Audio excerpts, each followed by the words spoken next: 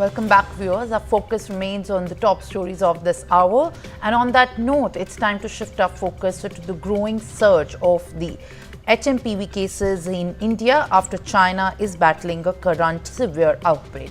With 7 cases of HMPV virus reported in India, the central government has advised the states and the union territories to step up the surveillance for respiratory illnesses, including the ILI and the SARI, and spread more awareness regarding the transmission. Health officials are closely monitoring the situation on the ground. As per the respiratory viruses can spread very rapidly through transmissions and through, in fact, air as well, especially among the vulnerable populations given of infants and that of the older people. In a significant development, Jharkhand Health Minister has said that the state has been unaffected by the human metapneumovirus infection, and there is no need to panic over the detection of such cases in other parts of the country as well. Furthermore, the isolation wards have been created in Gandhinagar, in Ahmedabad and Rajkot civil hospitals as a precautionary measure after Gujarat registered its first case of HMPV. Meanwhile, Bihar Health Minister has directed authorities to ensure preparedness, issuing the guidelines and setting up measures across health institutions in the state. Meanwhile, Mizoram has also formed a committee to monitor the virus's spread, and now the IMA spokesperson sought to claim the public anxiety, emphasizing that HMPV is not a killer virus. Despite the uptick in the cases, state governments have urged to practice calm.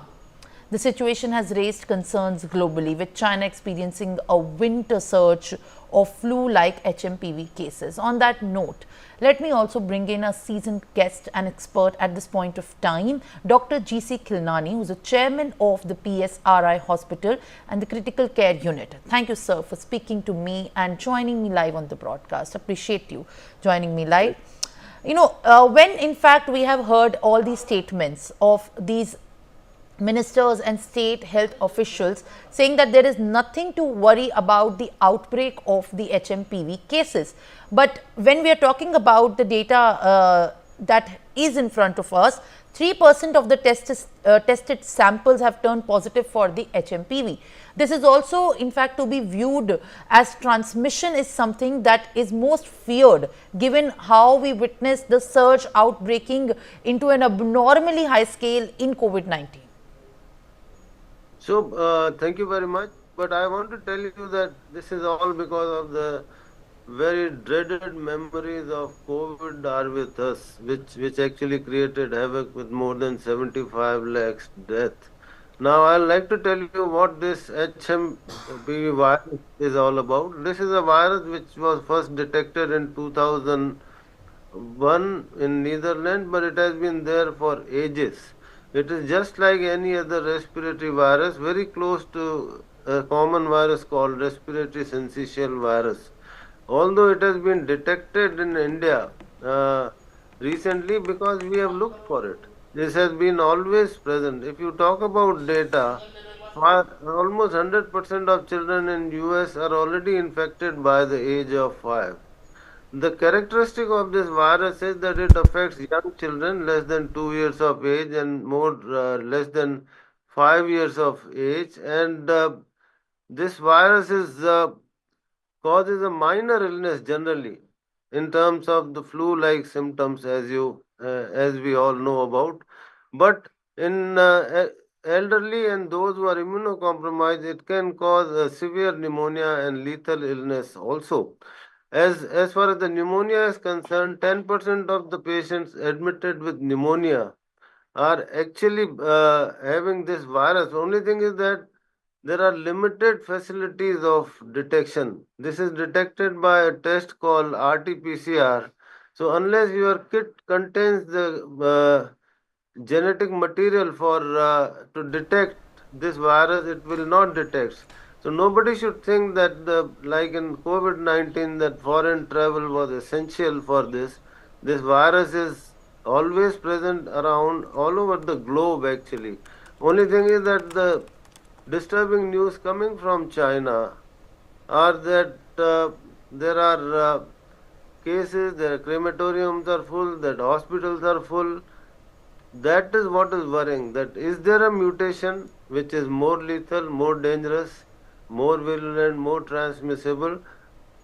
I would like to convey through you that there is no reason to be in any kind of panic. It's a usual viral-like illness, but it is better to be careful because the mode of transmission is like that of COVID. It transmits by a droplet infection, also by fomites. Fomites mean non-living things like table, chair, books, or door handles. So same precautions of wearing a mask and sanitizing your hands would suffice.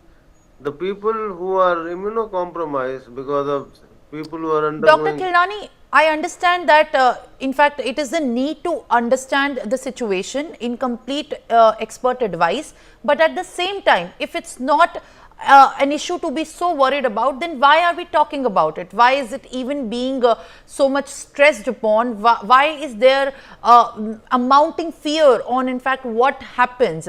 Is it also because of what we have faced in COVID has instilled the fear that this could be an unknown virus that could potentially lead to deaths and more hospital admissions? Because it is a fact that the visuals that we are tracing from China are giving a worrying picture. So there is also a possible fear that the same could also be seen in other parts of the world or back here in home. Yeah, so give me a minute to explain that. See, the COVID-19 is a coronavirus. Coronavirus has been there for a very long time, but there have been three serious outbreaks of corona like SARS and MERS, and third was COVID-19. Out of the three, all three were lethal, but the COVID-19 had more virulence and more transmissibility, so and more lethal, so therefore there was a havoc.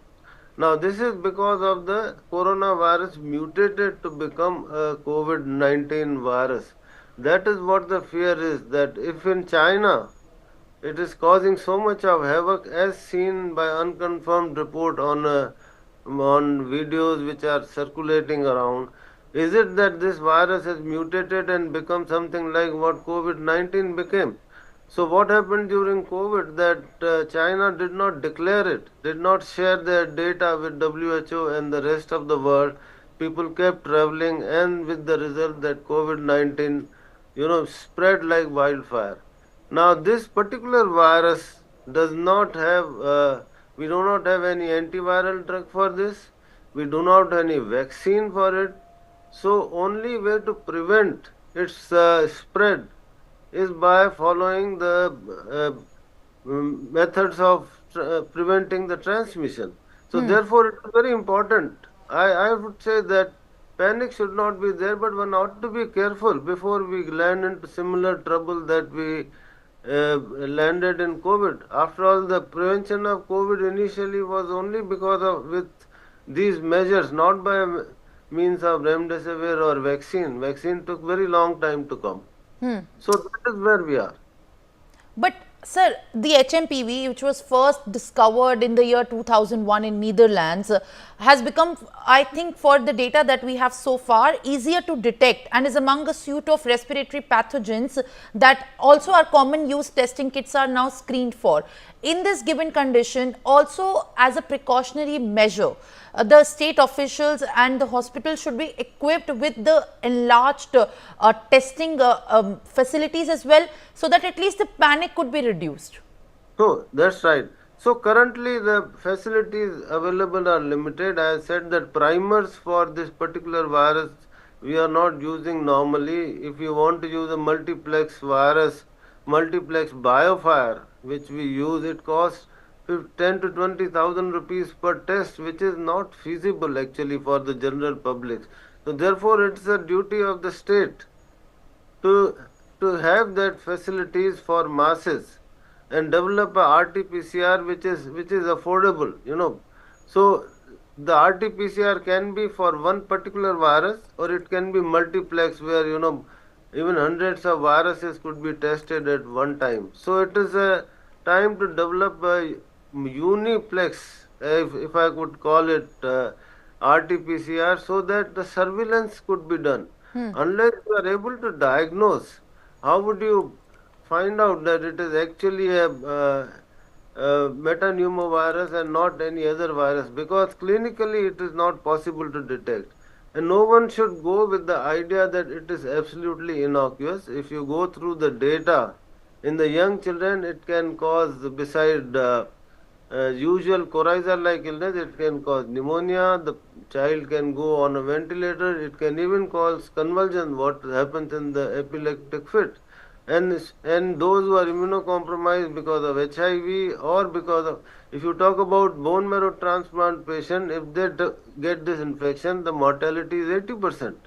Dr. So no. Khilnani, in such a view, when there are reports emerging that the infants or the younger children, the toddlers under the age of 2 have been the most affected, what is that genuine precaution that everyone, the mothers, the parents, should be in complete understanding of to practice at this given point of time, so that they could be protecting the child, and should also be aware to limit the transmission, so that at least for the children and the kids it is not going to adverse further? Absolutely, a wonderful question that you have asked, very important. It's very common for young children to have coryza and cough and little bit of fever. So what happens that generally they go to the chemist, take some antibiotic, or so that must be avoided. They should go to the nearby health center, must not take antibiotic indiscriminately, and there are some warning signs which they should know. If the fever is too high, if there are convulsions, or what we say in Hindi is pasli ka chalna, that means if the child's respiration is becoming faster, if he is not eating at all, if he is not, his appetite is completely lost, these are signs of a potentially serious illness. So don't sit at home, see your doctor, and don't depend on the usual antibiotics that everybody is taking. They are absolutely worthless. They would misguide rather than guide. As far as the adults are concerned, it affects all the age. Nobody should think that the young adults are not affected. It affects all. If there is ILI, that is influenza-like illness, nothing to worry. If there is a SARI, that is severe respiratory distress with it, this is a time when the person will have breathlessness, person will have very high fever, person will have chest pain. These are the three main signs which should make a person not to wait, but see a doctor instead of taking antibiotics through nearby chemist, or by a friend suggesting took azithromycin or augmentin and things like that. That must be avoided, because the proper diagnosis is important for not only for that person, for his family members, friends, and also community at large. All right. On that note, Dr. GC Khilnani, thank you very much for giving us the understanding and busting the myths as well, while adding the value to the discourse of this very important discussion that we at NewsX are giving the utmost priority to in the view of the surge of the HMPV virus. Thank you, sir, for very much for speaking to us and giving us your time. It's time